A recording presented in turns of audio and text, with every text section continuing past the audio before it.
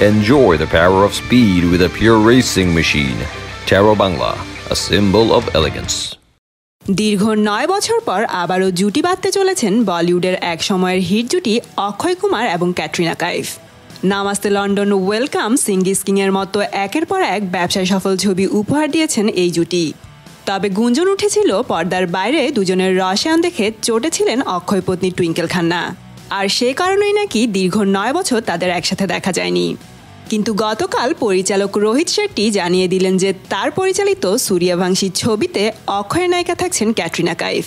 আর তারই সুবাদে সম্প্রতি সামাজিক যোগাযোগ মাধ্যম ইনস্টাগ্রামে ভাইরাল হওয়া একটি ছবিতে দেখা গেল অক্ষয় কুমার, ক্যাটরিনা কাইফ, রোহিত শেট্টি ও কারণ জোহরকে।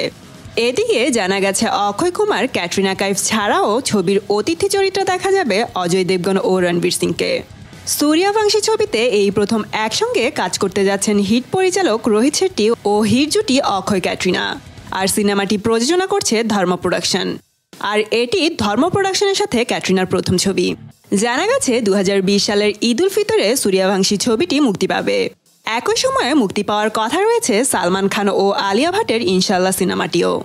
এক্ষেত্রে আগামী বছর ঈদে সালমান অক্ষয়ের লড়াইটা মনে হচ্ছে বেশ ভালোই জমবে।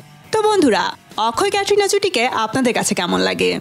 আর সূর্যবংশী সিনেমাটি নিয়ে আপনারা কতটা এক্সাইটেড? কমেন্ট করে জানিয়ে দিন আপনাদের মতামত। সাবস্ক্রাইব স্টার গল্প আর বেল আইকনে ক্লিক করতে ভুলবেন না।